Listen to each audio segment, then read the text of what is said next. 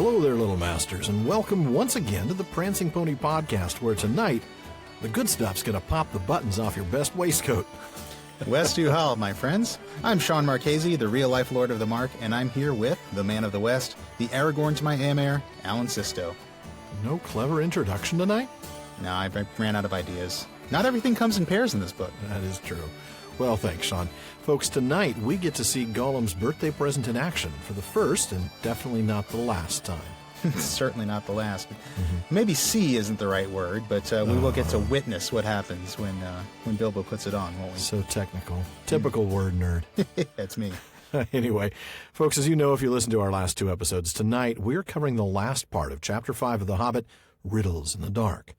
We've seen the riddles now, or we've heard the riddles, or we've read the riddles. I'm sorry, now Sean's got me all weirded out about that. We've experienced the riddles. We've experienced the riddles. And now we'll find out what happens when Gollum realizes what Bilbo has in his pocket, says.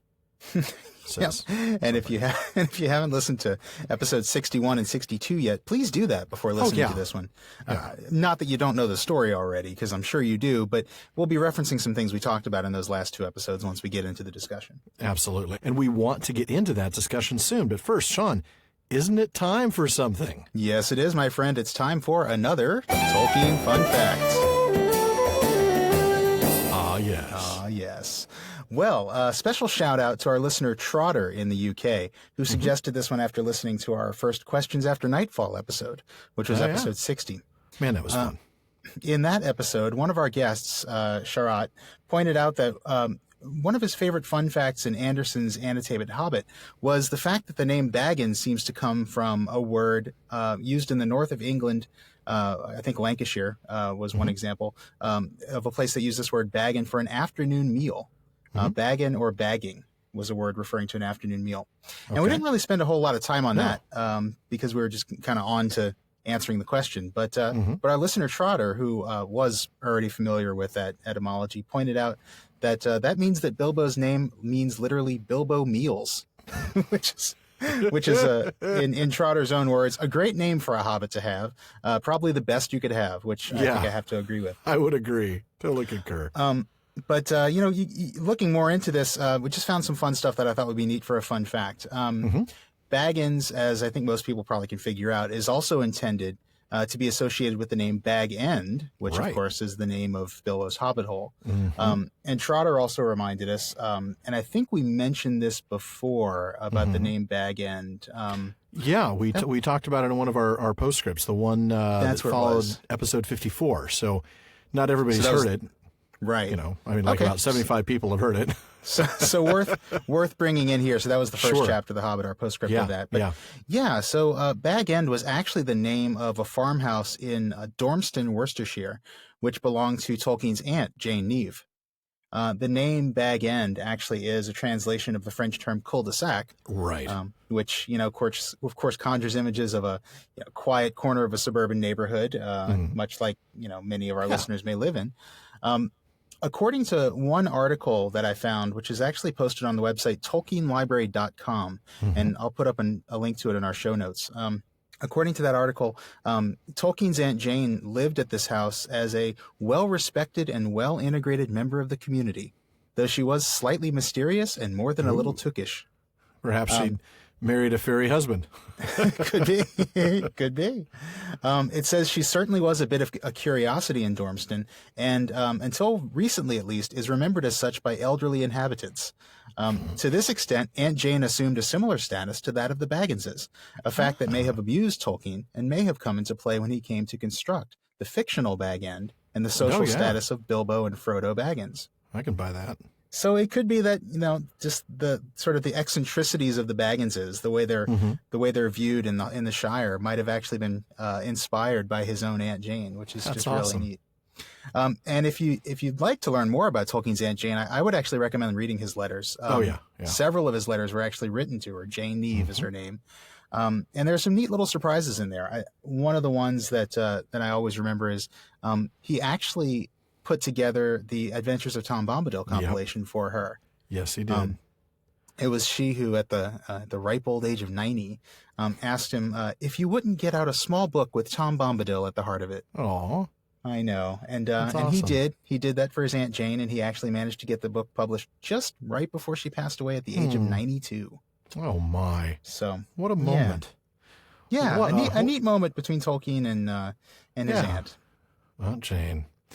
Well, folks, on that heartwarming story, we're going to go ahead and get on with the discussion. But thank you, Sean, for bringing in that Tolkien fun fact. My pleasure. So let's see. We're now in the third section of this chapter, and I'm going to go ahead and let's see. I'm looking in the wrong place. Goodness, folks! Always good to be on the right page. It really is always good to be. We are literally page. Not on the same page right now. No, we. All right. So when we last left our hero, he was a little bit afraid because Gollum was coming nearer and nearer, paddling wildly back to the shore. Mm-hmm. So I'm going to go ahead and pick up exactly where we left off. Bilbo could not guess what had maddened the wretched creature, but he saw that all was up, and that Gollum meant to murder him at any rate. Just in time, he turned and ran blindly back up the dark passage down which he had come, keeping close to the wall and feeling it with his left hand. "What has it got in its pocket, Sis?"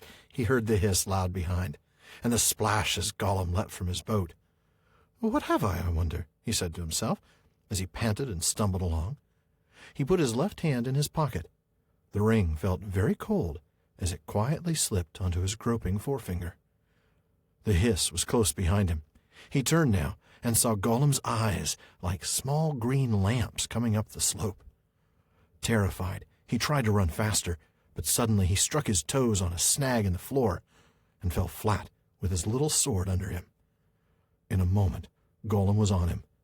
But before Bilbo could do anything, recover his breath, pick himself up, or wave his sword, Gollum passed by, taking no notice of him, cursing and whispering as he ran. Well, there you go. Start the episode with some action. Yeah, I know. We're right in the thick of things right there. Right there. There's some creepy stuff there. Those small green lamps. I mean, really, light eyes that give off enough light for their own light. Yikes! That's just unreal. Yeah, I mean, I guess he's just been down there for so long that he's adapted somehow. Somehow, yeah. Or the ring has given him some sort of adaptive power. I wonder, yeah. Yeah, I mean, I suppose, one would develop whatever one needed with the help of the ring. Right, certainly, yeah. My goodness. I love the attention to detail that Tolkien provides here. There's the fact that his sword is under him, so you're not wondering, well, wouldn't the light of the blue glow of the sword give him away? Yeah. No, it's underneath him. Yeah, boy. So Gollum at this point really has a pretty good suspicion of what Bilbo has in his pockets. Yeah, he's pretty well figured it out by this point. Yeah. He was getting close by the end of our last episode. And now he's really well, and I guess seeing him disappear probably had a lot to do with it too. Well, and he doesn't know he's disappeared yet. I don't think. Well. Because it's so dark. That's what you're thinking. Yeah, it's dark. I was thinking he actually did disappear right in front of Gollum. Not yet. I don't think so, because Gollum. I don't think. Yeah, Gollum at this point does not know that Baggins is wearing the ring. That's true. In the next passage, it says we guess. We guess. Yeah. It's interesting that when Bilbo first puts on the ring, it says that the ring slipped onto his finger. Yes. Isn't that interesting? It is interesting, and it's not the first time that we'll see the ring start to take action that appears to be on its own. Yeah. Yeah. Let's see. I'm not sure there's much more here before we start getting to the next passage, but yeah. Well, certainly just the irony of Bilbo not even realizing at this point that he's invisible now. Yeah, he hasn't put two and two together. Right. Gollum passes him by. How is that possible? Right. And he still doesn't understand. We know that the ring confers invisibility because the narrator has told us that in a passage we talked about last time. But that's true. Bilbo doesn't know it yet. No, he does not. But he thinks quickly on his feet now. He, realizing that now Gollum's in front of him, and he can actually follow him and find the way out. That's true, and he realizes that. He thinks, maybe I should follow him. And so he does exactly that. Let me go ahead and have you take your next passage. Okay. Curse it! Curse it! Curse it! Hissed Gollum. Curse the Baggins, it's gone. What has it got in its pockets is, oh, we guess, my precious. He's found it. Yes, he must have. My birthday present. Bilbo pricked up his ears. He was at last beginning to guess himself. He hurried a little, getting as close as he dared behind Gollum, who was still going quickly, not looking back, but turning his head from side to side, as Bilbo could see from the faint glimmer on the walls. My birthday present. Curse it. How did we lose it, my precious? Yes, that's it. When we came this way last, when we twisted that nasty young squeaker. That's it. Curse it. It slipped from us after all these ages and ages. It's gone, Gollum. Yeah. Your Gollum voice gives me the creeps. I think I'm gonna make sure that you get all the Gollum passages when we get to Return of the King or the Lord of the Rings. Oh man! Oh man! Oh man! Get that voice ready. All right. Again, we get the luminous eyes. Bilbo can actually see the glimmer on the walls. I man. know that is just wild. The birthday present. Now, he's already referred to it as that. You know, in the last chapter or the last episode, we talked about that. Yeah, and now he's referring to it, very explicitly as that here. And Bilbo's finally putting two and two together. He's at last beginning to guess. You know, if he wasn't sure before, now he's pretty sure that he's got the exact thing that Gollum is looking for. He might not know what it does yet, but he now realizes, okay, I've got this birthday present of his. Yeah.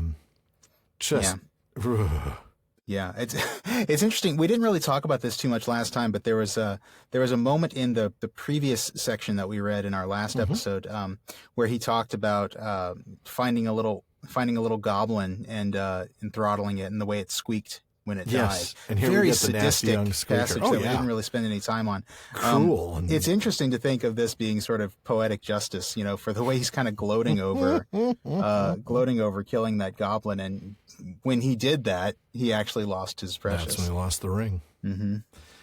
After all these ages and ages, what did we figure? About 500 years? About 500 years, yeah. Mm-hmm. So Gollum ends up having an argument with himself. Now, this is interesting. We're going to spend some time on this. I'll go ahead and read it first, but we'll spend a little bit of time discussing this and kind of comparing it to what we end up seeing in the films. Kind of what pop culture thinks of with Gollum and his personalities here. But let's go ahead and read the passage first. It's no good going back there to search, no. He doesn't remember all the places we visited. And it's no use. The Baggins has got it in its pockets as the nasty noser has found it, we says. We guesses, precious, only guesses. We can't know till we find the nasty creature and squeezes it. But it doesn't know what the present can do, does it? It'll just keep it in its pockets. It doesn't know and it can't go far. It's lost itself, the nasty nosy thing. It doesn't know the way out. It said so. It said so, yes, but it's tricksy. It doesn't say what it means. It won't say what it's got in its pockets. It knows. It knows a way in. It must know a way out, yes. It's off to the back door. To the back door, that's it. Okay, so what we get... Well, first of all, your Gollum voice is still pretty creepy, man. I mean, your Gollum is definitely... He's got this unhinged kind of quality that I love. Well, that's just me. That's true. I should know that by now. That's not acting. I'm like Tom Cruise. I play the same character in every movie. Right? All my characters are unhinged. There you go. And like Tom Cruise, I have to have at least one moment where I sprint at full speed towards the camera. Sorry. He does do that, doesn't he? Every freaking movie. What is that?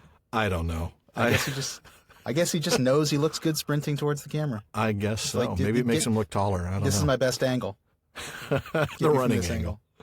So well, there's the answer to my question of does Gollum know that? Did Gollum see Bilbo disappear? He did not. He clearly did not. He still doesn't think that Bilbo has the ring on. And he thinks he's going to be able to find the creature and find Bilbo and squeeze him. Right.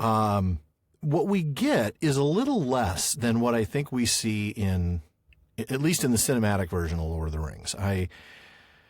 you know, You're talking about like the sort of the kind of the multiple personality thing that we exactly. get with I mean, with Peter Jackson's movies especially. Yeah, and it's a thing that That's Andy what I'm talking Serkis about, does so well. Oh, it does so well. That moment in Two Towers where we see him going back and forth, and they use that. They use the different angles, like a column or a rock or something that he keeps moving from one side to the other, and his eyes get bigger. As Smeagol. And then in Return of the King, they have him kind of arguing with himself in the reflection in the water. It's really well done cinematically. Very well done. But you're right. I think it's a little bit more, and it kind of maybe it gets in our heads a little bit more than I think Tolkien intended. I know. Yeah. I mean, and I understand it. Cinematically, it's hard to have an argument with yourself translated, onto the big screen. Yeah, that's true. Effectively. That's true, because I mean, here in the text you see paragraph breaks, so you know where each thought ends and where the next one begins. Exactly. But this is really just a guy having an argument with himself, and that's not unusual. I was thinking about I think we were discussing this maybe off air, and the first thing that came to mind actually was Sam's argument with himself after he thinks Frodo is dead, and he's deciding what do I do? That's right. Yeah. And he's going back and forth and back and forth. Yeah. And it's this wonderful set of arguments, and it's a great discussion, but nobody accuses Sam of having multiple personalities. Right. This isn't Smeagol and Gollum. This is just optimistic Gollum who thinks that we can find Bilbo, and he doesn't know what it does, and we'll just go find him and we'll squeeze him, and he doesn't know how to get out of here. And then you've got pessimistic Gollum who says it's no use. We can't remember where we've been, and it's tricksy and all of this. By the way, I love that word. Tricksy, it's a great word. Yeah, I know. I think really what we've got just is your standard argument. Just it's out loud because, again, when you're by yourself for 500 years, you probably have all your just going to talk to loud. Yourself just to hear your voice sometimes. Absolutely. Yeah. Absolutely. I mean, do I sometimes on my longer days talk out loud to myself? Maybe. Please don't answer that question because we're all just going to start worrying. Maybe you should. No, maybe I do. Actually, I mean, I think we all do it. We all have arguments with ourselves. Yeah. Some of us louder than others. Well, yeah, that's true. Oh, goodness. But I think you're right. I think I'll be interested to see when we get to Two Towers, the book, and is exactly how that's broken down. Is there more of that in the book, in the Lord of the Rings book, than there is here in the Hobbit? Because really, here in the Hobbit, we really don't see two different identities here. No, just like I said, a pessimistic and an optimistic. That's really it. And of course, the pessimistic one thinks that Bilbo's off to find the back door. So now Bilbo knows there's a back door, and that pessimistic Gollum's off to go find it. So, and I love that. I love the way Bilbo's just kind of taking all this in. He's just kind of like learning. Yeah. He's observing. He's already figuring out how to use the ring to his advantage. Exactly. He's already realized that he can just be invisible and not be detected and just gain watch information, and useful gain information. And he gets that. Well, we see that a few more times. Yeah, we do. Yeah, we most it's certainly kind of do. his thing, really. It really is his MO, which, I mean, let's face it, if you have a ring that confers invisibility, you're not going to, that's about the only thing you can really do. That's the most effective thing you can do is gain information. Yeah. Be places you're not supposed to be and hear things you're not supposed to hear. Yeah. It maybe if somebody's alone, maybe you could get a backstab in or something like that. Yeah, sure. Yeah, well, that's why hobbits make good rogues. Right, exactly. Yep. Oh, goodness. Yeah, you get that attacking from the shadows bonus, right? Mm-hmm. Yep. So, well, I won't read the rest of that discussion amongst themselves. Is that a word, themselves? Talk amongst yourselves. Well, I think in Gollum's case, it probably does. It really probably is. But, he decides he's going to go get him. Yeah. Well, it's interesting. I just, before we pass by, this idea that the goblins will catch it. It's interesting to read that passage with the hindsight of Lord of the Rings and think just how bad that would have been if the goblins had captured Bilbo with the ring. Oh my goodness. Yeah, you are correct. We don't often think of this particular moment as being really close to complete calamity. But it really the ring was isn't discovered here by the bad guys. But yeah, just the fact that Bilbo got out is kind of a victory for the good guys. Mm-hmm. And a little bit of another reminder of the presence of luck. Absolutely. Yeah. Yeah. So, no, thank you for pointing that out, because you're right. Had the goblins actually recovered the ring, the rest of the Third Age would have gone very differently. There wouldn't have been a Lord of the Rings, folks. No, there wouldn't have been. Well, it might have been, but it would have been a book all about Sauron and how awesome he is. It would have been one sentence, and then Sauron put the ring on his finger. And he dominated everyone forever. The end. Dominated. All I can think of is how the Lord of the Rings, the book, would be if he had captured the ring. It would be like that meme we see about how he, created jobs and, expanded industry. Oh, and yeah. How he's such a great guy. It would have just been Sauron's government. It would have been like the West Wing, but with Sauron. With Sauron. Oh, goodness. And his Nazgul cabinet, or whatever. I'm not sure what the British equivalent of the presidential cabinet is. Yeah, actually, that's a good point. I don't know. Group of ministries. I don't know. Yeah, I'm not sure what that means. We digress. We definitely, and way too far. We've promised to avoid bringing modern day politics into it, and we almost crossed that line. Yep. Okay, let's see. So they are going to go. He, both in the form of optimistic and pessimistic Gollum, are going to go after the Baggins. I love that. If the Baggins has gone that way. The Baggins. Yep. The Baggins. So what's up, the Baggins? Sean, I've got you reading our next little passage here. Okay. With a spring, Gollum got up and started shambling off at a great pace. Bilbo hurried after him, still cautiously, though his chief fear now was of tripping on another stag and falling with a noise. His head was in a whirl of hope and wonder. It seemed that the ring he had was a magic ring. It made you invisible. He had heard of such things, of course, in old tales, but it was hard to believe that he really had found one by accident. Still, there it was. Gollum with his bright eyes had passed him by, only a yard to one side. On they went, Gollum flip-flapping ahead, hissing and cursing, Bilbo behind going as softly as a hobbit can. Soon they came to places where, as Bilbo had noticed on the way down, side passages opened, this way and that. Gollum began at once to count them. 1 left, yes. 1 right, yes. 2 right, yes. 2 left, yes. And so on and on. As the count grew, he slowed down, and he began to get shaky and weepy, for he was leaving the water further and further behind, and he was getting afraid. Goblins might be about, and he had lost his ring. At last he stopped by a low opening, on their left as they went up. 7 right, yes. 6 left, yes, he whispered. This is it. This is the way to the back door, yes. Here's the passage. Oh, man, you really start to feel for him, don't you? You do, yeah. Shaky and weepy. Yeah, how sad he's getting. Oh. It really is a masterstroke for Tolkien to allow you to feel sympathy for this creature of pure murderous a few minutes ago intent. wanted to eat Bilbo. Yeah. And was certainly in this version of the story was planning to betray the trust of the riddle game and kill him. Yeah, and was described all the way as a wicked character, as a wicked guy. Yeah, but you still feel sorry for him here. There's a sense of sympathy even then. And that's good because that puts you in Bilbo's shoes. So as we're going to see in just a moment, when Bilbo actually feels pity for him, you understand that pity.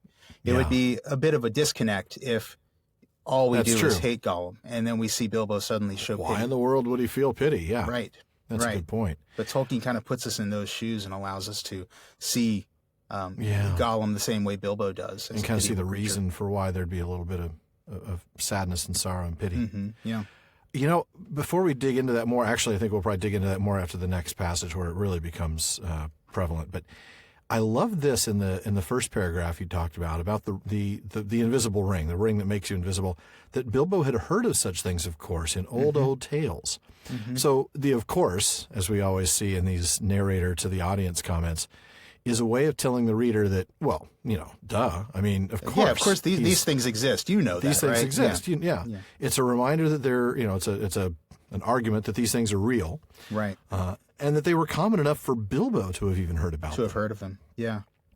That's fascinating. Now, again, I guess part of me wonders why that didn't get retconned out in the revamp. Like when we see that there's not just magic rings all over the place, that there's only a certain number of rings of power. And who's to say that the other ones make you invisible? There's nothing that's true that indicates that. That's true. I mean, maybe it would. Maybe it would make a mortal invisible if they were to wear, Narya or Nenya or Vilya. But we just don't know. We don't know wonder. because it's not mortals that wear them. But I mean, the fact that he's heard about them in old tales. You wonder if maybe tales did exist about the rings of power and got mixed up somewhere along the line. As stories got told and retold, maybe they started to pick up all sorts of powers that they never really had.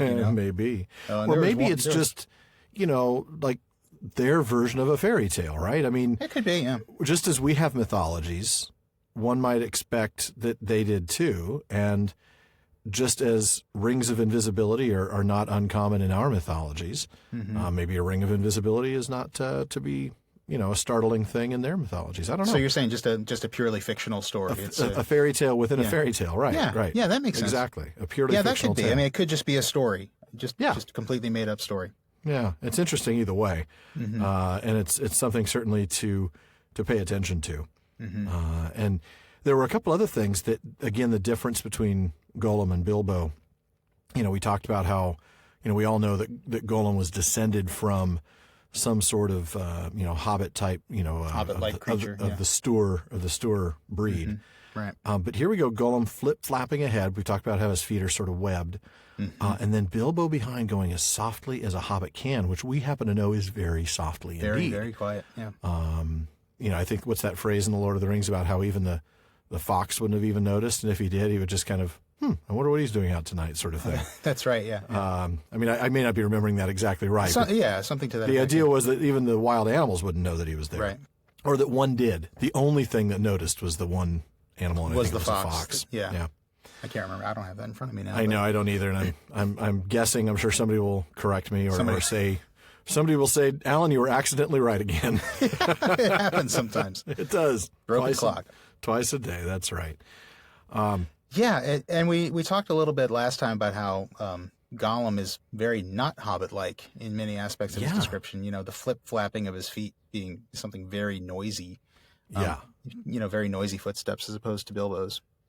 I mean, he's probably stealthy compared to you and me. Probably, yeah. It doesn't take much. And it could be another thing that, in the 500 years that he's been down here, he's changed. His feet have grown webbed, his eyes have glow. started, being bioluminescent, and his it's just so majorly creepy. I mean, he started to make noise when he walks. Webbed feet would do that, I imagine. Yeah, they would. That's true. I mean, it gives him an advantage in some places like the water, but a disadvantage on ground. Right. But he has a good enough memory to remember the way to the back door. There's something I love about the counting it out. It's see one on this side, one on that side. It's kind of funny. I can't pinpoint why, but it is. Well, I'm sure he left his GPS navigator down on his island. Sure, yeah. That was his Christmas present. His birthday present he lost, but his Christmas present was the navigator, and ran out of batteries or something. His Garminlum. Garmlum. I don't know. Garmlum. Which would get terrible reception this far under the mountain, let's be honest. Yeah. Can you imagine having Gollum's voice as a voice on your GPS? I mean, if you still have a GPS, I just use my phone now. Yeah, I know, I do too. But yeah, download a Gollum. Turn right at the next right. It missed the turn, precious. It missed the turn. It did. Turn around, you. Turn around. Turn around, precious. Oh, man. Oh, we should record one of those. That would be hilarious. We should record like a whole series of GPS voices for... Oh, yeah, we could have... Rome. Yeah. You should have made a right when I started saying this. It would be the absolute worst navigator voice. And when you're speeding, Treebeard tells you, don't be hasty. So hasty. That was kind of a gimme. I just had to go for that one. Yeah, he would definitely tell you not to be hasty. That'd be hilarious. we digress, but this is a fun one. I'm trying to think of something. I know. I want to come up with more. Oh, man. Saruman. I am not bothered by red lights. I am Saruman of many colors. Oh, man. Oh, goodness. Yeah, that's awesome. Yeah. I Now we have truly digressed. we have totally, I mean, but that's good stuff, really. That's fun. Let's be Yeah, honest. exactly. Yeah. How fun would that be to have? I'm telling you. I mean, again, though, Treebeard would be the most horrible navigator. Would be the worst navigator to get. Because, I don't know about you, but one of my big pet peeves about my navigator is that in 2 miles, prepare to turn right. Yeah. In Yeah, one it's and a like, half miles, prepare to just shut up. Tell me that when I'm a half Tell me mile that out. later. I don't need to know that now. I don't, Even and I when I'm certainly don't driving need on to the know it highway, I don't need to know that. times in the next 2 minutes. Yeah. I Tell don't me need to know once that and then a tell me full then. I'm sorry, my reaction time is a little better than 2 minutes. Yeah. I don't need it That's that far true. ahead. That is true. No matter how thick the traffic is, I don't need that much lead time. No. But I guess with Treebeard, that's exactly what you'd get. Oh, yeah, yeah. In 2 miles, prepare to turn right. Now. He'd start singing poetry about the landmarks. Oh, the water tower on the corner of Maine and Washington. Oh, you're passing by a grove of trees that may be the end. Wise. Anyway, that's fun stuff. But yeah, the Gollum one, I really love that. That would be hilarious because then the navigator could get in arguments with itself. Turn right, Precious. No, turn left. No, left. It must go left, Precious. No, right, Precious. Oh, man. Stop. No, go, I says. Oh, man. Oh, All right, my if goodness. anybody listening has the power to help us make this happen, let Seriously? I mean, except probably, it might violate something. I don't know. Some us know. might be somewhere. We probably don't We'll have have to call them different names. We probably don't have GPS rights. The estate rightly has held on to those. Yes. We The might sell the GPS rights to voiceover Amazon rights. to make TV shows out of absolutely nothing, but by golly, we're not going to let anybody do a GPS script. Yeah. Yeah. If I could just get a Gollum voice for my Echo, I would be happy.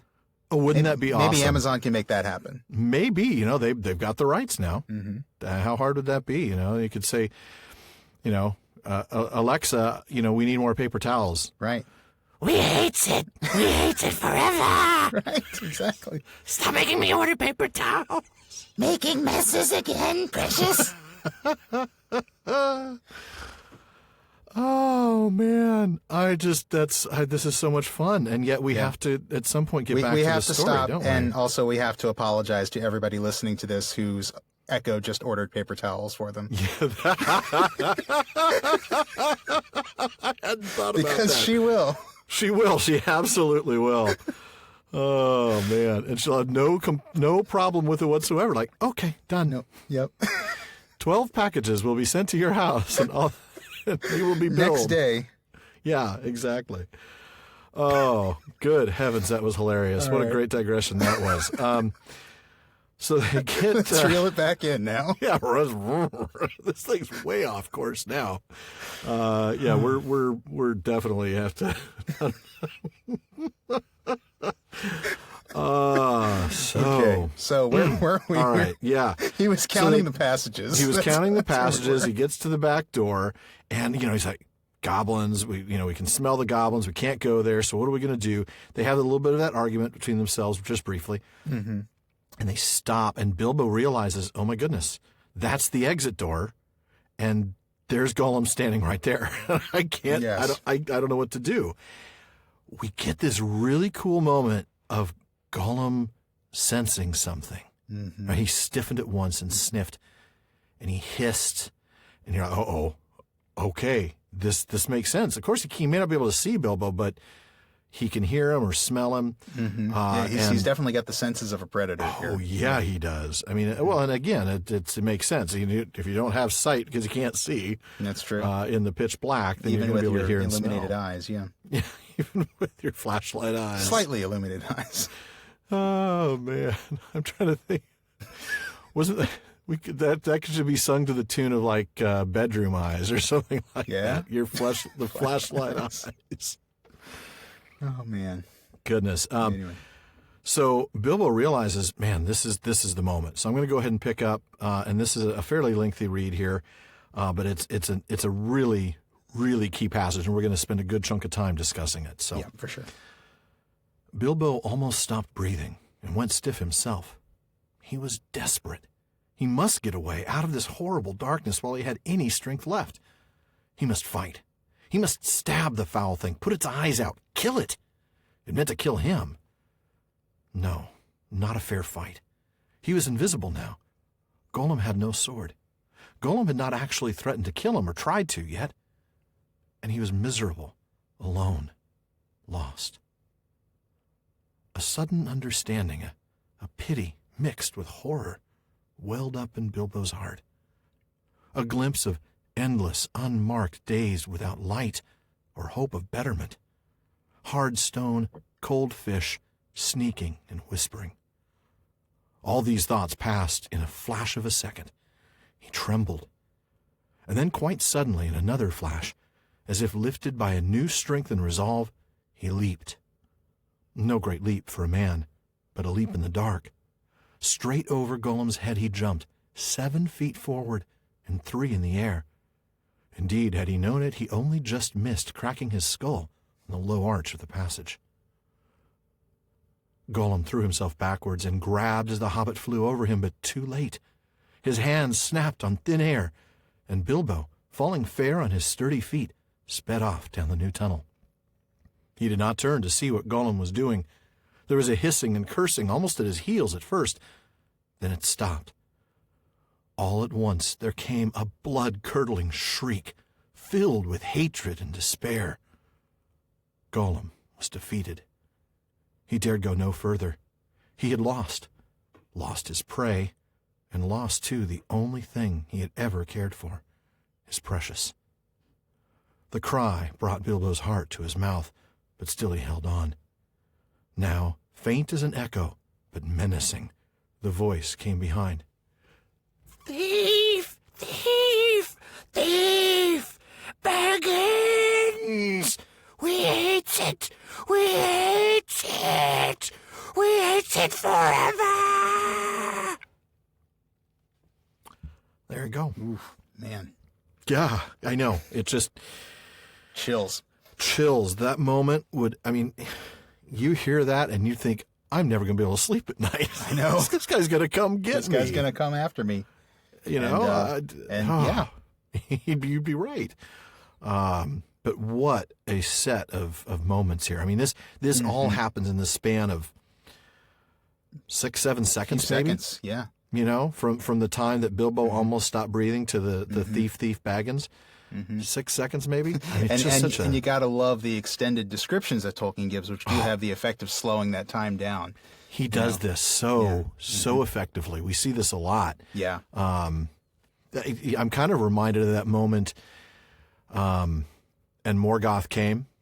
Oh, and yeah. then we get, and Morgoth came. And you realize that what we've just heard is a mere moment in time. Right. Yeah. Yeah. That goes way back, folks. That goes to, I don't know what episode that would be, but, you know, back when Fingolfin challenged Morgoth to a duel. That's going to be way back in the 20s somewhere. Yep. Maybe even earlier than that. I mean, this is maybe just such a teens. great moment. It's It really is. And it's such a pivotal. It's a potent, moment. Pivotal and powerful moment. Yeah. I mean, it's emotionally powerful. You know, there's this pity mixed with horror, and Tolkien writes this so masterfully that you feel that yourself. And if you don't yet, he gives you a reason to by describing why Bilbo feels that way. Yeah. This glimpse of these endless unmarked days. What a horrible life. I just that phrase, a sudden understanding, just kind of caught me. Yeah, and this horrible life that he's experienced. You know, in a flash of a second, Bilbo just sees the life this creature has lived for 500 years, and that's what makes up his mind. That it's, you know, he's that not instead of killing him, he's going to jump over him. Yeah, and what a moment! And you know, and Gollum's already lost everything. You know, in some ways, this is probably harsher for him than just killing him and putting him out of his misery. Honestly, that's true. I hate to kind of take away from the moment, but there is an element of that too. I mean, there certainly is. I mean, I think we see that in hindsight. I don't know that Bilbo thought of it from that perspective, but you know, which makes his pity still quite genuine. But obviously, as we'll see later on, you know, Gollum still has a role to play. So so Bilbo's pity will rule the fate of many. For the 7 people in the world that don't know what happens at the end of the story. My goodness. So I love this moment that he jumps and he just missed cracking his skull on the passageway. Just another moment of pure luck saving him. I mean, if he was just a little taller, you know, he hits his head, cracks his skull, falls down, Gollum gets him, gets the ring back, story over. Yeah. But I guess I'm skipping ahead a little bit because I know we probably do want to spend a little bit more time on the pity. I think you had... I think so. Yeah, there was a passage from Corey Olsen's book. You know, we're going through exploring J.R.R. Tolkien's The Hobbit as we read, and you know, we're trying not to pull too much, but there are some amazing things that he points out, and I'm going to read a fairly short quote from that section and from the chapter that he has on this passage. He talks about this connection between Bilbo and Gollum, and how we go from Bilbo, where not that very long ago, just at the end of last chapter, I think it was, where he could not find much pity, to this very moment where he really starts to understand the full implications of Gollum's condition. And then, as Olsen says, Bilbo imagines himself in Gollum's position, lost in endless unmarked days without light or hope of betterment, hard stone, cold fish, sneaking and whispering. He trembles at the thought, gripped by a pity mixed with horror. The result is a new strength and resolve that literally propel him back to the light he was so desperate to regain. His moral choice becomes a leap of faith, a leap in the dark and out of the dark, and he successfully rises above both of the dark ends that awaited him there, either to be killed by Gollum or to become him. And that jumped out at me. I mean, had he killed Gollum here, he really almost just becomes his successor. Yeah.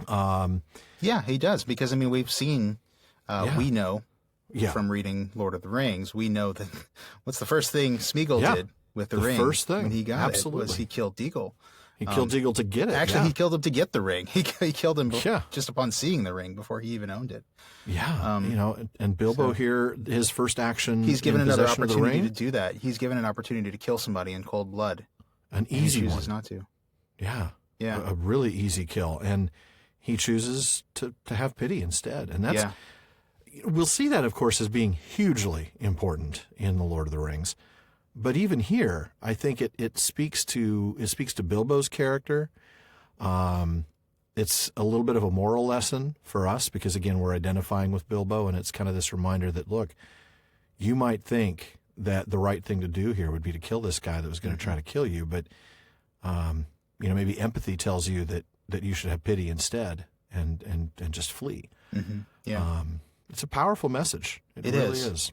It is, and you know, although I just mentioned the fact that Bilbo's pity, you know, ruled the fate of many because, you know, obviously Gollum had a role to play in destroying the ring, which I'm pretty sure everybody knows. But also, you know, it also ruled his own fate. There's a moment in The Shadow of the Past chapter, so that's chapter 2 of book 1 of Fellowship of the Ring. This is when Gandalf is telling the whole story to Frodo. Also known as the chapter of exposition. And this is the chapter that whole pity discussion between Gandalf and Frodo takes place, where, you know, Frodo says, "What a pity that Bilbo did not stab that vile creature when he had a chance." And Gandalf's response is, "Pity. It was pity that stayed his hand. Pity and mercy not to strike without need. And he has been well rewarded, Frodo. Be sure that he took so little hurt from the evil and escaped in the end, because he began his ownership of the ring so, with pity." So even the fact that Bilbo It's like you said, he has an opportunity here to turn into Gollum if he starts his ownership of the ring with a murder the way Gollum did. And the fact that he doesn't is one of the things that protects him from the evil of the ring, because he did begin his ownership of the ring with an act of pity. Yeah.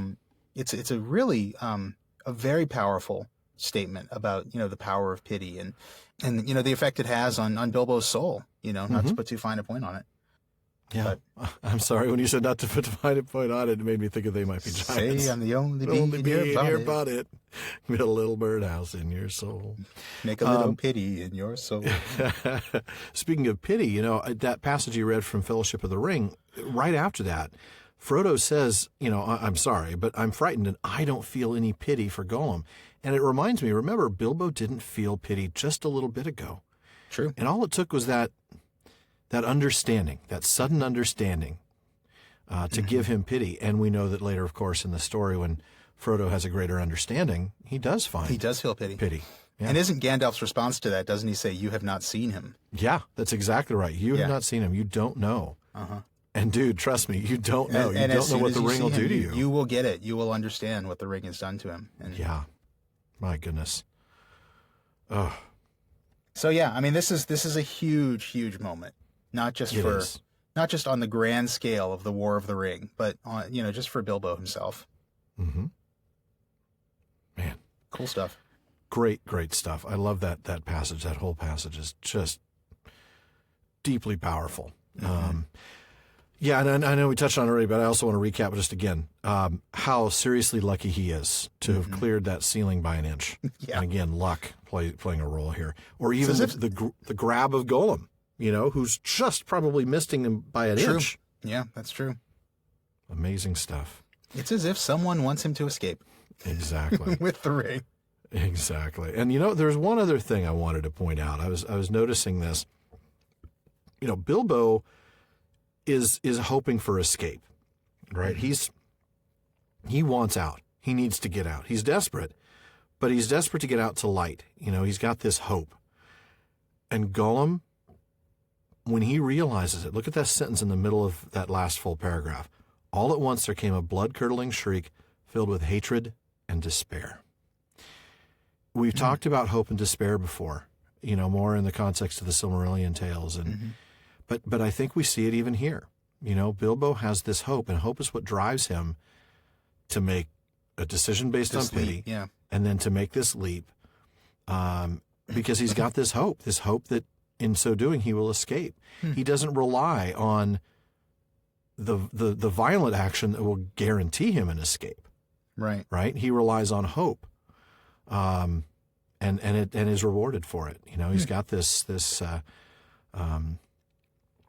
He gets to escape, and he gets to escape just barely, whereas, by contrast, Gollum falls into despair. He's lost everything in his mind. And of course, really, I think if we were being honest, he'd already lost everything long before. Sure, yeah. He didn't have anything of value. The fact that the ring was the only thing that he cared for at this point, that's a problem. That he's lost everything. Yeah, exactly. But now, but you're right. Without that, now he's truly lost. There's not even that false hope or that false object of adoration. No, absolutely. So, that's interesting. That hope and despair thing. And it's a really lovely contrast that Tolkien draws, and it's so different from what we see in the first edition. Because in a moment, I want to read a passage from the first edition. It'll be a little ways, but I do want to point out that in the first edition here, none of this happens. No. Bilbo, basically, what's happened in the first edition is that Gollum has agreed to give him the ring as his reward for winning the royal contest. He goes and looks for it. He can't find it. He's a little upset about that, but he's just as upset about the fact that he has to break his promise. That's exactly what upsets him, is that I don't have it for myself, but I don't have it to give to the right. As opposed to I don't have it to kill this hobbit. Right. And so I don't have it to live up to my word, and now I have to do something else. Right. And so Bilbo says, okay, well, I'll let you off the hook if you just show me the way out. And so Gollum basically just walks down the passage, counts out the doorways on each side. That part's exactly the same. Yeah. And then he kind of gets to the end and he says, okay, here it is. And Bilbo actually said goodbye to the nasty, miserable creature. Those words are actually in the first edition. So you've lost this fantastic action scene. You've lost, well, I shouldn't say lost, but the original did not have this fantastic action scene, didn't have this peril for Bilbo. No. For Bilbo's life or for Bilbo's soul. Or for his soul, yeah. And it didn't have this really just beautiful statement about hope and despair that you've just picked up on. And it's actually kind of funny to go back and read the first edition text of this passage specifically. I mean, well, the whole chapter, but this section, the section after the riddle game. That part's so much because I can actually see Gollum, like the Gollum I know from Lord of the Rings, the wretched, nasty, evil creature, saying, "Okay, bye." It just have a nice life. Yeah. Friend me on Facebook. Have a good time storming the castle. It just doesn't work. It's so anticlimactic. I mean, what's your Twitter handle?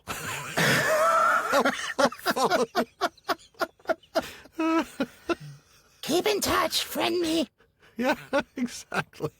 But I mean, we see this. We see so much with the change, and it's Gollum, stop posting pictures of fish. Really? Just stop. He's posting more fish memes, and he puts 500 S's in everything. Surprised spell check doesn't catch that. Yeah. Oh man.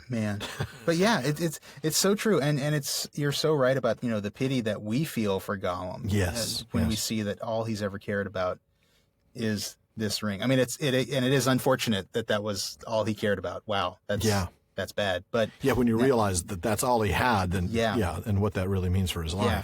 And so we do really feel that pity. We're right there with Bilbo and feeling that pity. And it's again, it's just masterful that Tolkien does. And that. because we know the history of the Legendarium, or the history of the ring and what the ring represents, we also, I think, immediately start to recognize the peril that Bilbo has in his pocket.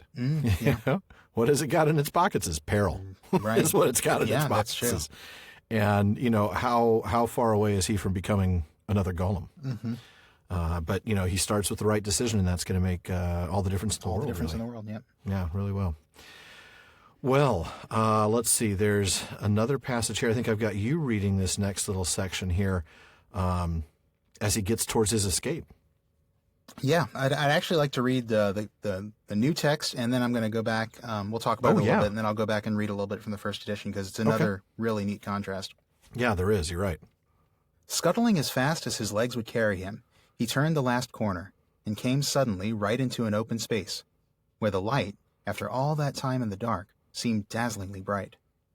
Really, it was only a leak of sunshine in through a doorway, where a great door, a stone door, was left standing open. Bilbo blinked, and then suddenly he saw the goblins. Goblins in full armor with drawn swords sitting just inside the door and watching it with wide eyes and watching the passage that led to it. They were aroused, alert, ready for anything. They saw him sooner than he saw them. Yes, they saw him. Whether it was an accident or a last trick of the ring before it took a new master, it was not on his finger. With yells of delight, the goblins rushed upon him. A pang of fear and loss, like an echo of Gollum's misery, smote Bilbo, and forgetting even to draw his sword, he struck his hands into his pockets. And there was the ring still in his left pocket, and it slipped on his finger. The goblins stopped short. They could not see a sign of him.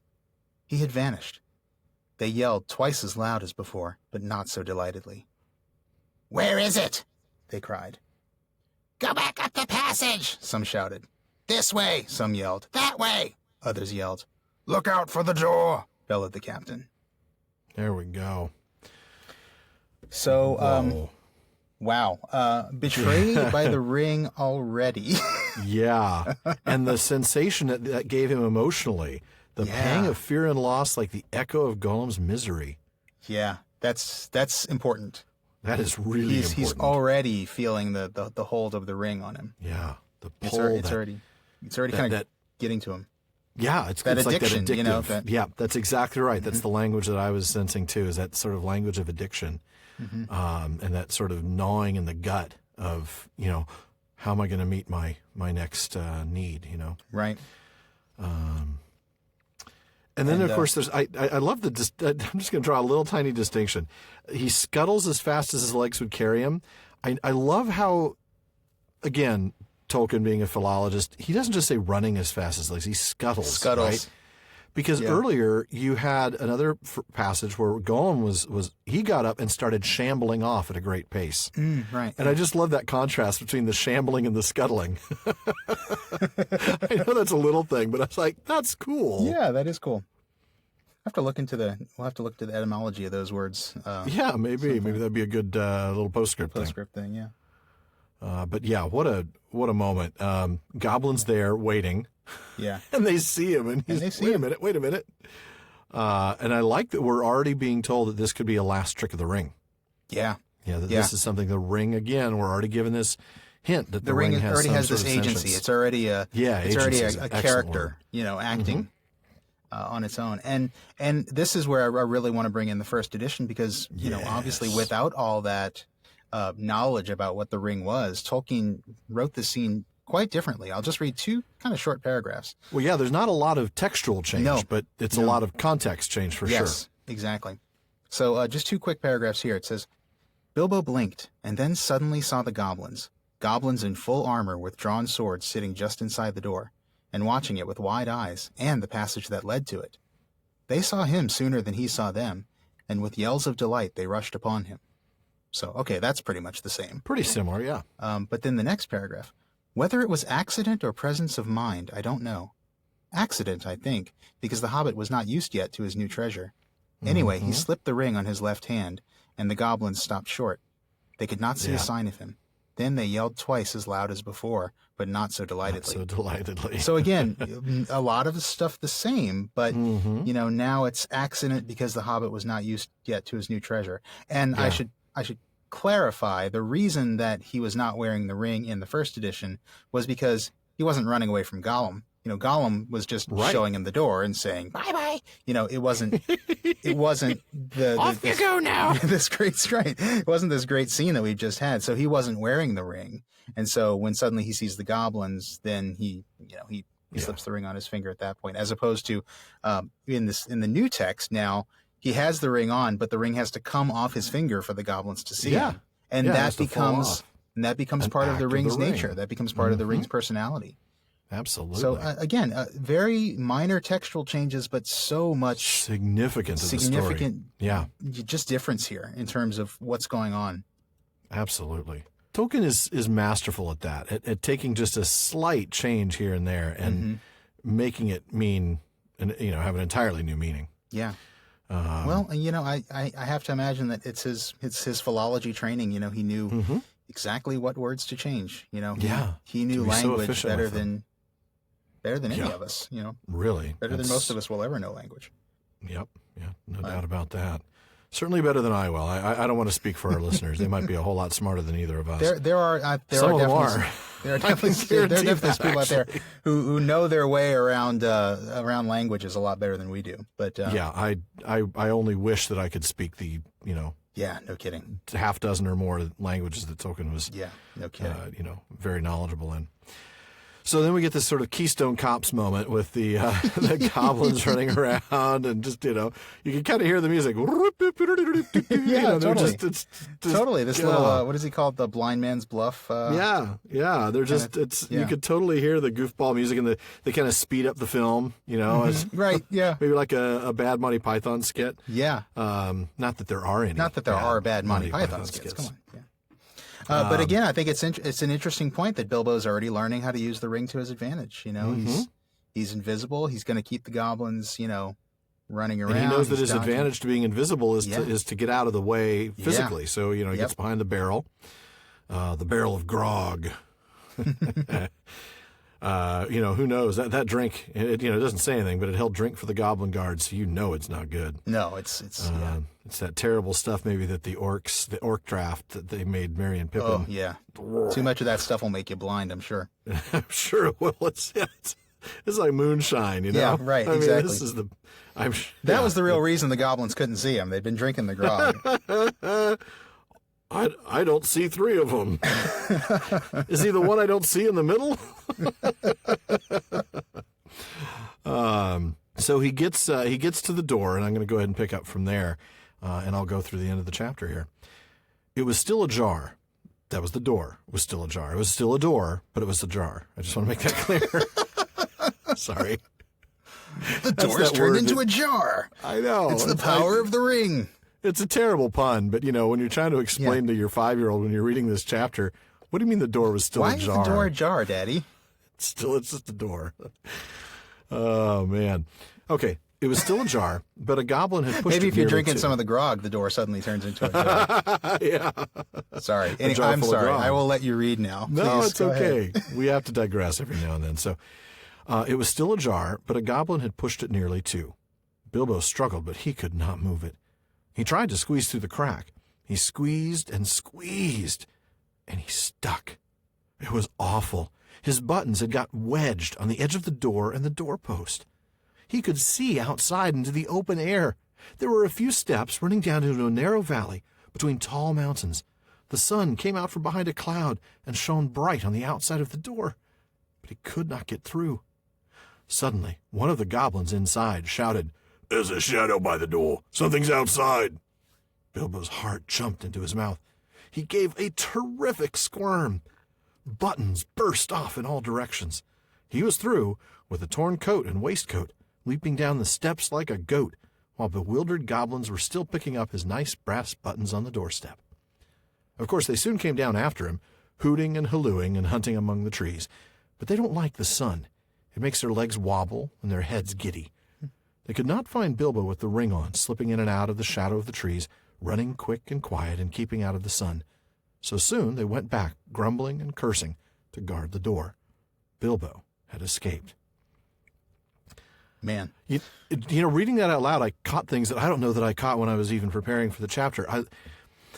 I don't think it's an accident that he chose leaping down the steps like a goat, and it rhymes with torn coat and waistcoat. It just flows, that whole little line. He was through with a torn coat and waistcoat, leaping down the steps like a goat.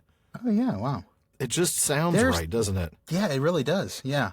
There are lots of moments like this where the language is just very musical. And, Yeah. I mean, I remember some of these from the Silmarillion. I'm struggling to remember one now, but there were some I know, me too. I remember when we were reading the Silmarillion, there were They just felt. there were moments in the prose that actually read like alliterative poetry. Exactly. Yeah. It was more alliteration than in this Yeah. case pure rhyming. But Yeah, whereas that this would is make just, sense because end this is rhyme, for kids. So Yeah, you that's get true.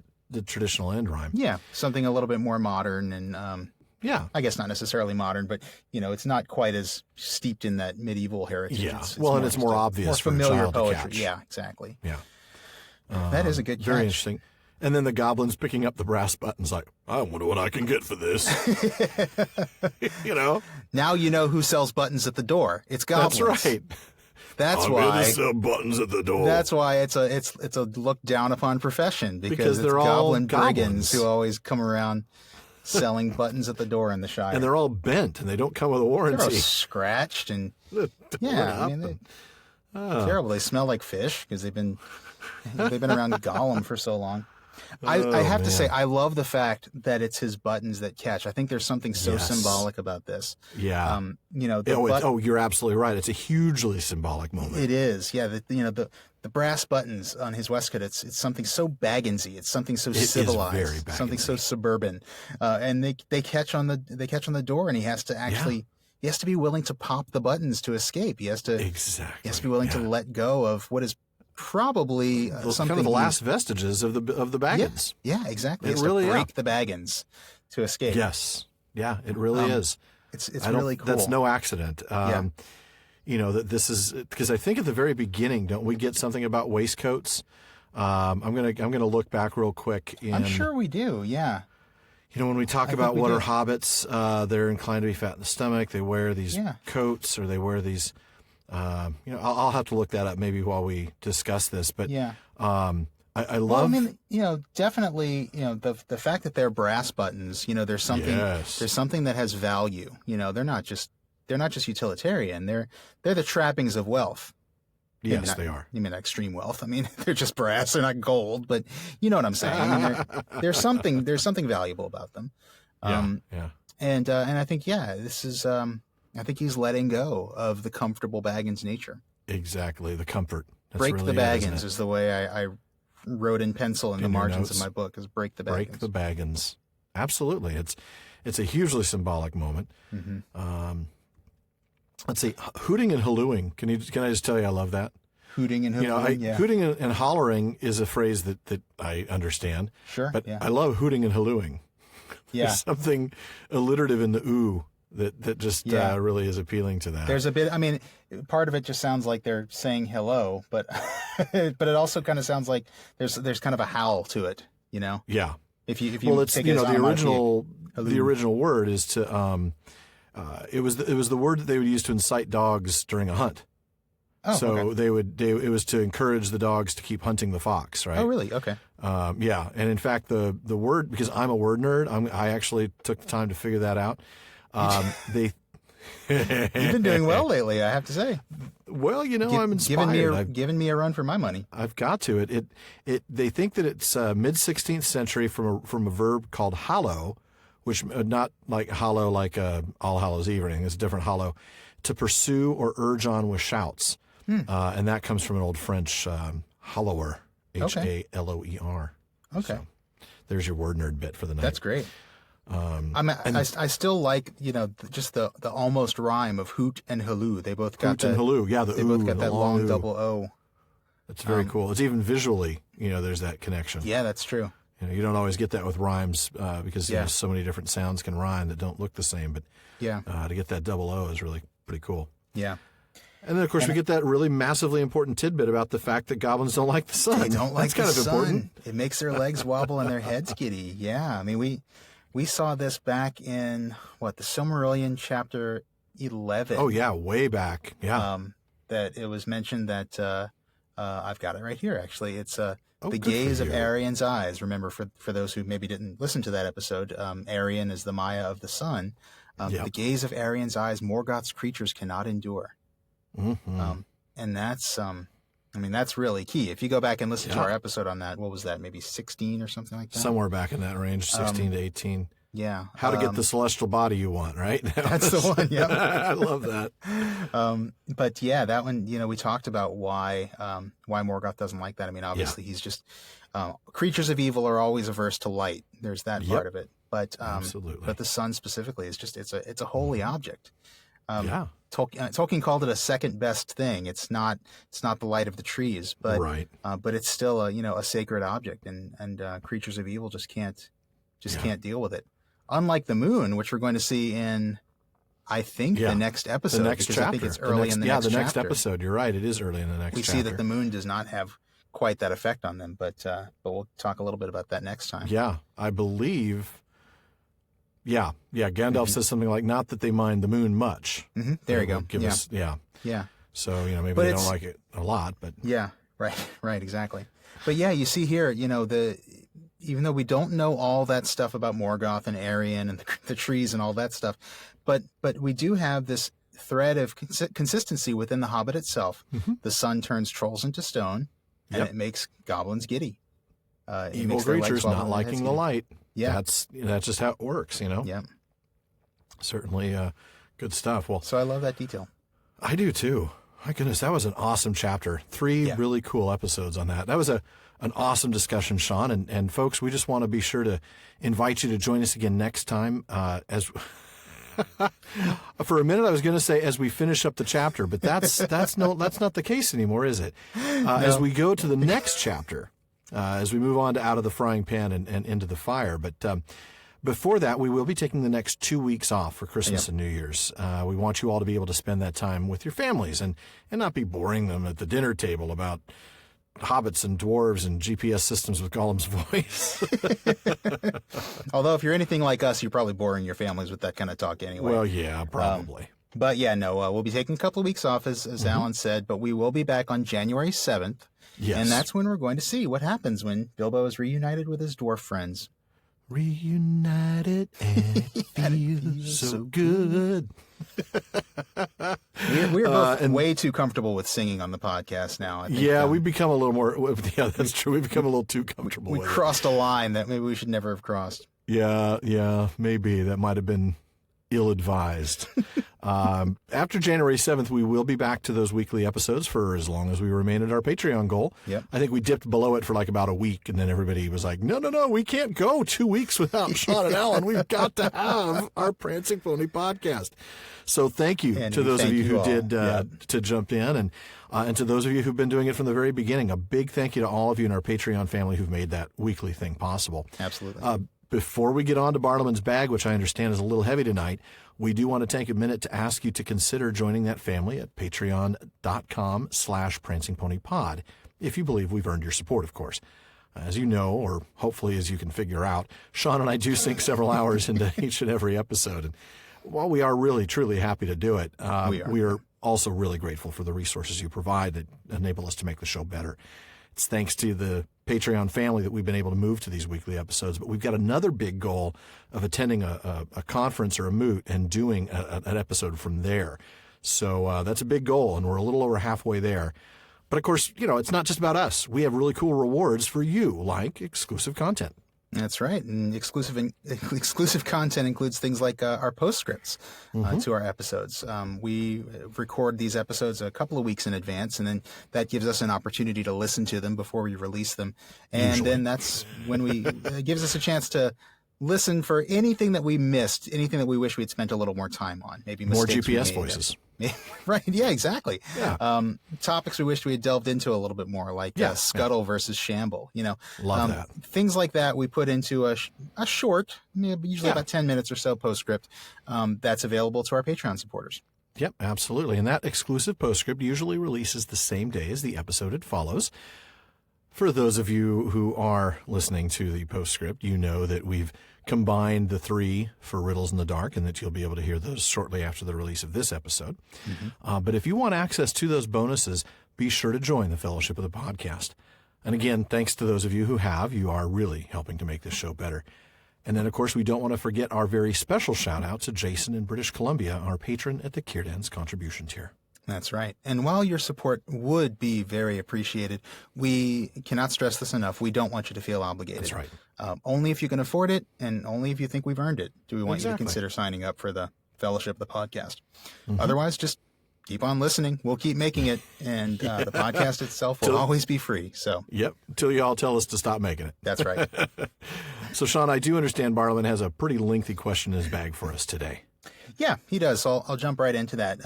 Since we've spent some time in the last 3 episodes talking about the different versions of The Hobbit, as Tolkien kind of went back to the text and made changes to bring it in line with Lord of the Rings, I thought that this would be a good time to bring in a question we got on a topic sort of like that. We actually got it some time ago. I have to apologize to Darren G. in Long Beach, California. My old stomping grounds, not far from you. Really? I used to work up there. Yeah, me too. So Darren, I know you sent this question in many months ago, and thank you for your patience. But it is kind of a long one. So this is kind of why we were looking for the right place to insert the right spot. Yeah. Yeah. So stick with me here as I go through a question with quite a few parts.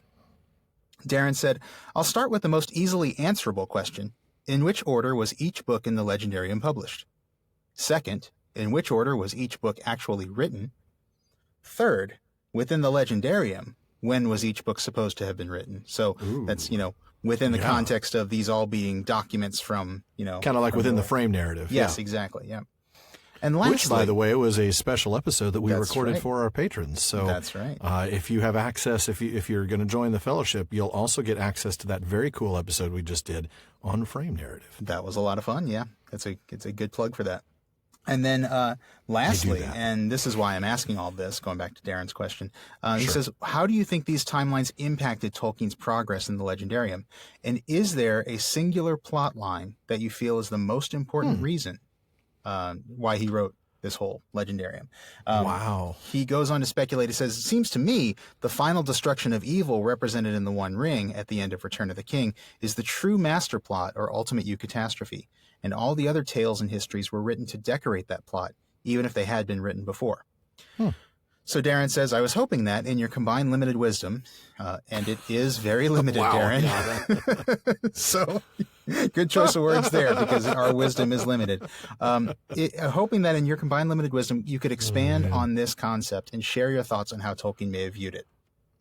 So, thank you, Darren. Really good question. It really is. I think we'll just kind of go back and just kind of tackle these questions in order. Some of them are going to be really factual, and then I think we'll start speculating a little bit. Yeah, that last one's definitely going to be speculative. Yeah, speculative and maybe a little bit of opinion, things like that. But So I'll go back to the first question. In which order were the books of the Legendarium published? That's an easy one. Which is why you've got this one. Which is why I've got this one, yeah. You see, I did that on purpose. To keep us on time, or sort of on time, I'm just going to focus on the completed works, the sort of the so-called major big works. ones. So The Hobbit was published in September 1937. So that was first. The Lord of the Rings was published from July 1954 through October 1955. The Silmarillion was published September 1977. Of course, that was after Tolkien's death. Okay, I said just completed, but I'll throw in Unfinished Tales because that's kind of a big one. Yeah. That was published October 1980. And then, of course, very recently, The Children of Hurin was April 2007, and I'll even throw in Darren and Luthien was just this past May 2017. So Yeah, that makes sense. Those are all part of the Legendarium. yeah. So that's the order in which they were published. I decided to give Alan the question of when were the books written. Took a little bit more effort on that one. Yep. It's a little harder to pin down, mostly because Tolkien spent so much time rewriting. So some of these are going to be rough estimates based on what we've found in the various researchers' results. For example, that's why I wanted you to take it, Alan, because you're better with the rough estimates than I am. Anything rough, I'm good with that. I didn't mean that the way that came out. The Hobbit. The Hobbit. I think we talked about this early on, maybe in the kind of the first episode of this season, where we were kind of previewing the Hobbit. That Ratliff determined that it was begun in 1930. And then completed in January of 1933, not counting, of course, all the future revisions. Right. He did start revising it in 1947 while he was composing Lord of the Rings. That led to the second edition, which came out in 51. And then the Quest of Erebor story that we get in Unfinished Tales found its roots originally in 1954 when he started writing that essay. And then, of course, I think he started revising it again in 1960 to be more in tone. That was the one where he was trying to do it like the Lord of the Rings. Make it sound like Lord of the Rings, yeah. Yeah. So then the Lord of the Rings, he began sometime before the end of 1937. We don't really, I could go into more detail and spend, hours going into that. But, the fact is sometime around that time is when he started it, and we know it was finished enough to send a manuscript to Allen and Unwin by April of 1953. As for the Silmarillion, he worked on it all his life. I mean, the first sketch of the mythology, which was done of the First Age and the earliest version of the Quentus Silmarillion, that was rough drafted long before The Hobbit was written. The earliest versions of the Numenor story began kind of around the time The Hobbit did come out, around 36, 37, before The Hobbit was published, and again, long before The Lord of the Rings was written. That's right. But I remember we talked to John Garth a little bit about that one. Exactly. Yeah. That was such a really cool segment in that episode. He had so much insight on that. And then we know that he didn't get to Ainulindale until the 40s. And then, of course, he rewrote pretty much the entire Quentus Silmarillion starting around 1951 before The Lord of the Rings was complete. So there's that, at least to the best of my ability. Sean, when was each book supposed to have been written in the world? Well, this was a fun one. So within the context of the frame narrative, the Red Book of Westmarch and all that good stuff, when each book was supposed to have been written. Well, There and Back Again, which was Bilbo's memoir that is basically The Hobbit, that he started working on that right after he got back from his quest. But he didn't finish it until after he left the Shire in Chapter 1 of Fellowship. And we know that because in the beginning of Fellowship, Bilbo tells Gandalf, I might find somewhere where I can finish my book. I have thought of a nice ending for it. There you go. So let's just say that it was begun sometime after Third Age 2941, which is when he came back, and then probably finished shortly after 3002, which is when he settled in Rivendell. I love it. It took him 60 years to write the I know, book. right? The Lord of the Rings, or as it's known within the Red Book of Westmarch, The Downfall of the Lord of the Rings and the Return of the King, that was actually begun by Bilbo. He started writing that down from the accounts of Frodo and Sam and Merry and Pippin when they passed through Rivendell on their way home after destroying the ring. And it was finished by Sam after Frodo passed into the West. So let's say that was started in 3019 and then finished sometime after 3021. Yeah, though we so don't it took him 60 years date. to write The Hobbit, and it took 2 years to write Lord of the Rings. So that's fun. We just know it was sometime after Sam, or sometime after Frodo. That's true. Yeah. How sometime much longer after, it took Sam to? That could be. Yeah. But it was mostly done. But it was mostly done. Frodo when left just the Frodo last gave pages it for him. done. Yeah, you're right. That would have been mostly done. Yeah. And so then finally the Silmarillion, that's actually Bilbo's translations from the Elvish. Those were actually already in the books that Frodo gave to Sam before they left Bag End for the Grey Havens. Now, that was based on books in the Rivendell Library. So we know that Bilbo was working on that sometime from 3002 when he moved to Rivendell to 3019. We can probably guess probably when he gave the books back to Frodo. That makes sense. As for when those texts were composed, we just have no way of knowing. I mean, none. Those Elvish originals, we just don't know.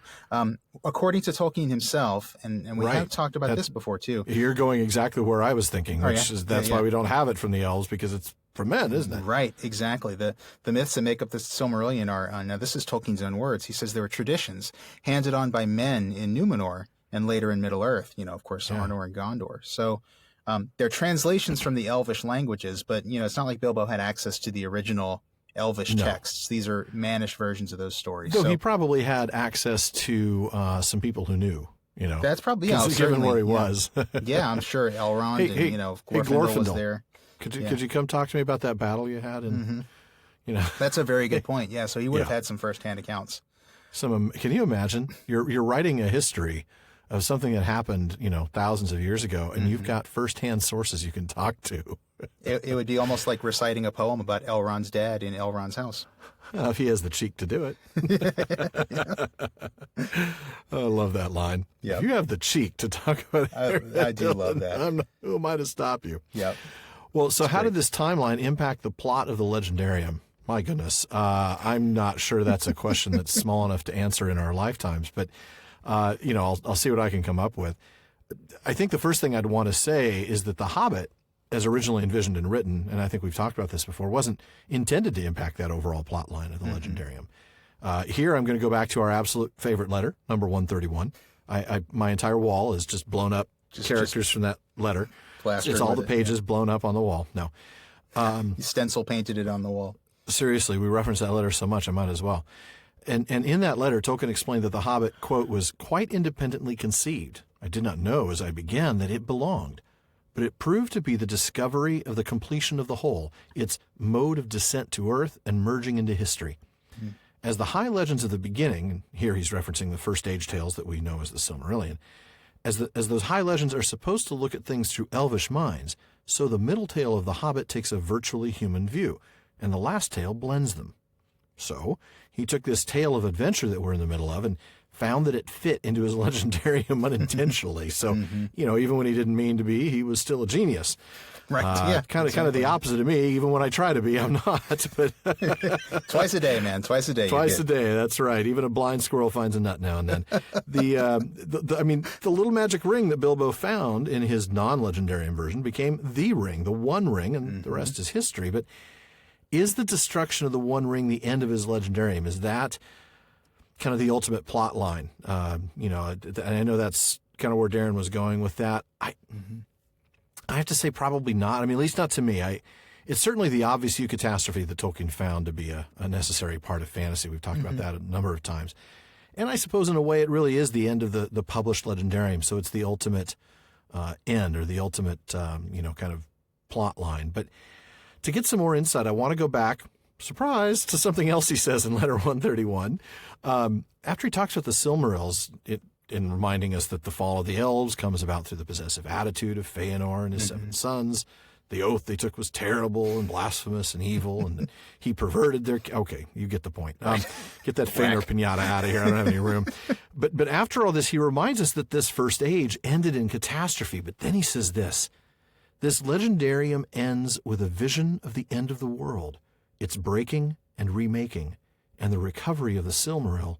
The recovery of the Silmarilli, the plural, and the light before the sun.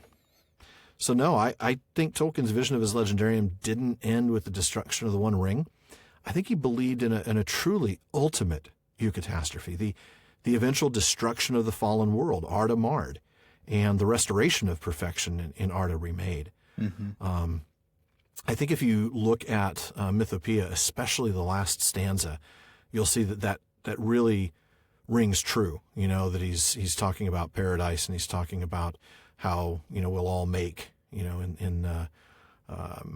we'll just make unflawed. Right. There won't be evil, and this idea of a fully restored or recreated world fits with Mythopoeia, and of course it fits with his own personal worldview. So, I know we never got to complete that story, and we don't get the end of the world, so to speak, but I can't help thinking of that eventual conclusion when I think of the entire scope of the legendarium. I mean, and I think even if you look at something like, the Otterbeth, the discussion between Finrod and Andreth, That's a good point. You get a lot of conversation about Arda Remade.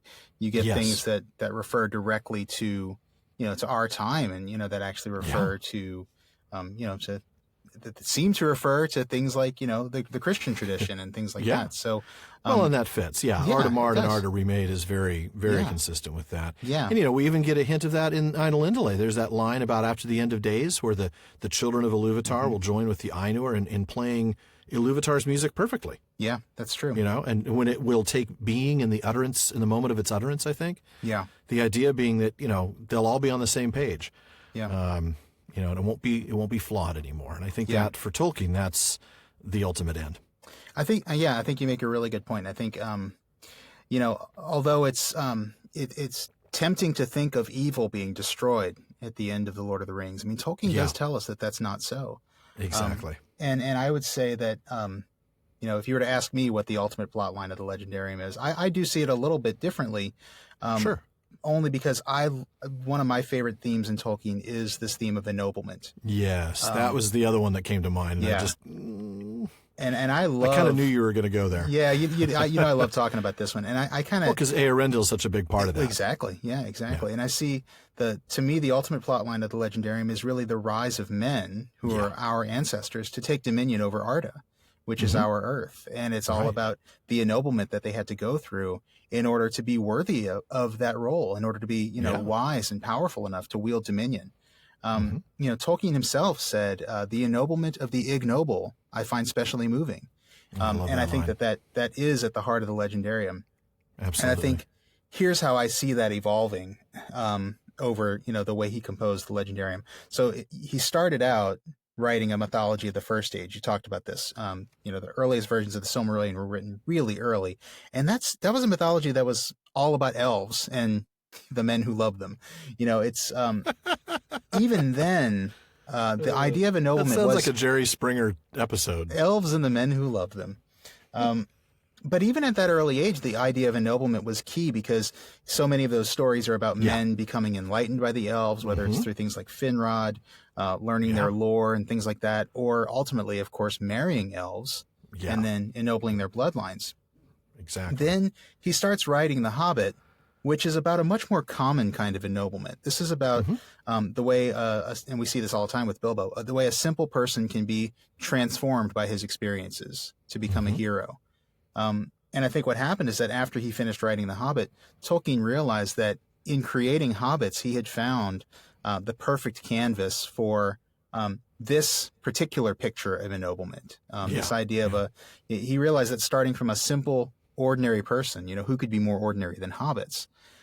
He realized that illustrates the ennoblement of the ignoble even more than, seeing a heroic human like a Tuor marry Idril or some sort of almost superhuman human. Yeah, all right? these legendary. Sure, he's a man, but he's no ordinary man. Right, exactly. Hobbits start smaller; they start simpler, and so the heights of heroism they can attain is even more significant in a way. Yeah, I agree. Later on, Tolkien actually wrote in one of his letters about the amazing and unexpected heroism of ordinary men at a pinch, and I think that's what that's what hobbits illustrate. And I think Oh, once he absolutely. realized how great hobbits were at illustrating that theme, that's where he sort of combined the two types of ennoblement in Lord of the Rings. There, he combined the ennoblement of hobbits through this sort of acts of heroism with Right. the ideas of elvish ennoblement he'd been working on since the First Age through Yeah. Aragorn and Arwen and the line of Eärendil, and their descendants who will become the rulers of Arda after the elves have left. So after they faded. Yeah. I guess, long story short, too late. I think that, Too late. as Way you too said, late. the hobbits were sort of bringing that story down to earth. I think that happened with that theme of ennoblement too. They brought that theme down to earth, and then it was in Lord of the Rings that he created a story that had both of those elements. But Yeah. I definitely don't think evil is destroyed. I think, No. I think Tolkien makes it very clear that evil is defeated for now. And I think that's And it's key. always a temporary defeat in Ardamard. Yeah, that's true. Yeah. And so, I think what's important about that is that men will at least have peace for a little while when they first, take the keys to the car. And this is going to give them time to, to grow into that role before evil does rise again. But I mean, evil will which it rise will. again. Yeah. Being evil, it will manage to do that. Yeah.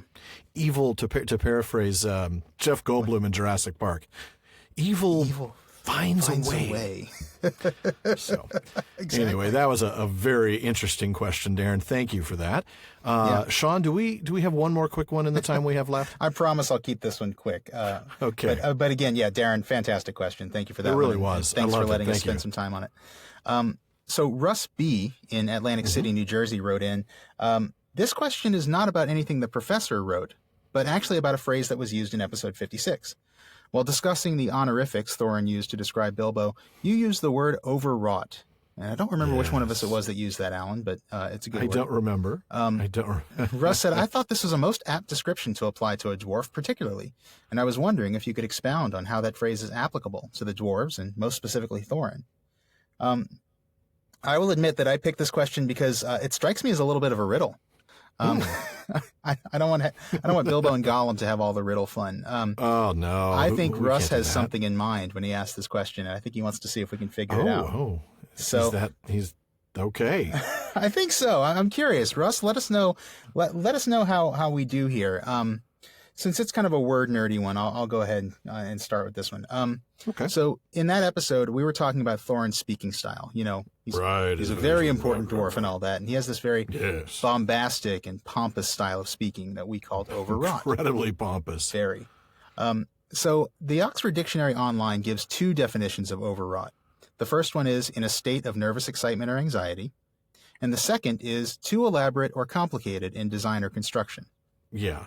Now, of course, we were thinking of the second That's definition. the one we're thinking of. Yeah. Too elaborate, I can't too imagine complicated. Thorin as being, nervously excited. No, I mean, I think it's interesting to think of him being in a state of nervous excitement about, going to retake his home and, Sure. his throne in the Lonely Mountain. But no, I don't think that's really what's going on, and I don't think that's what Russ is thinking of. No. If you look at the etymology of the word, this is where it gets really interesting. Which, of course, we do. We do that all the time. We are word nerds. The Oxford Dictionary gives the origin as it's an archaic past participle of overwork. These days you just say overworked. Right. And we usually use that to mean we'd usually use that to mean like you've worked too hard, something like that. Whereas you've done more than is necessary to accomplish the objective. Yeah, there you go. Whereas this Over-engineered. I think I say these days we just say overworked, and I think it has that specific meaning. I think when we say overwrought using this archaic form, I think that's when you're really talking about over-engineered, over-designed. Right. And it's sort of taken on this very peculiar meaning. It is interesting to think of Thorin as being overworked from all of his time being a blacksmith and coal mining. In the and sense so that he's forth. been working too hard and needs a week off. Yeah, exactly. Yeah, he needs a vacation. But I don't think that that's really what's going on here either. No. No, he's too important for that anyway. He can take a vacation anytime he wants. He's what we call management. That is very true. He's got Keely and Feely running the coal mines. Yeah, exactly. He's not doing that work. But no, here's where I think it's interesting. If you go back to that etymology, the word overwrought, actually comes from late Middle English, when wrought was a common past participle of work. Something that you had worked with your hands was wrought. and something overworked was overwrought. Now, we don't Okay. really use the word wrought too much on its own today, except I can think of one example. in Yeah, reference to metalwork is probably what you're thinking about. that's right. You might think of like wrought Wrought iron iron or something fence. that's, Yeah. yeah, exactly. That's metal that's been worked out by, beating it or hammering it. That's where I think it's very interesting. And I wonder if this is what Russ is thinking of, because we're applying this term to Thorin, a dwarf, for whom, metalworking is so important to everything about their culture. And yes. by calling Thorin's speaking style overwrought, we totally by accident, I should point out, broken clock, blind squirrel, used a smithing metaphor to describe him. And Ooh. I think that's where Russ is going with that. And I would love to know, Russ, if you're, if you're listening, and hopefully you're still listening after just a few episodes. But Russ, let me know how we did here, because that's what I'm thinking is like, wow, that's a smithing metaphor accidentally. As often happens, I'm marveling at how accidentally clever we are. If only we could be so fortunate with our accidents more consistently. Yeah, well, if only we could be like Tolkien and Yeah. manage Be that geniuses even when we manage don't try that to kind of be. genius. Yeah, Wouldn't that be nice? Even with the two of us combined, that's not going to happen. no. Well, folks, that wraps it up for another episode of the Prancing Pony Podcast. As always, thank you very much for joining us, and we'll see you again in 2018.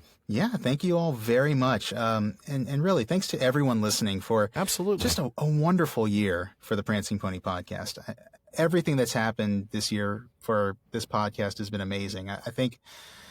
I know I speak for both Alan and myself when I say thank you. I mean, we never imagined that this little show could become what it has, but it has. And it's thanks to those of you who have been listening and commenting, sharing our posts, giving us your reviews, and really just generally reminding us that you're out there. At the risk of repeating myself, thank you so much. And happy holidays and happy new year to all of you. Indeed, the happiest of holidays. May 2018 be an even better for you all.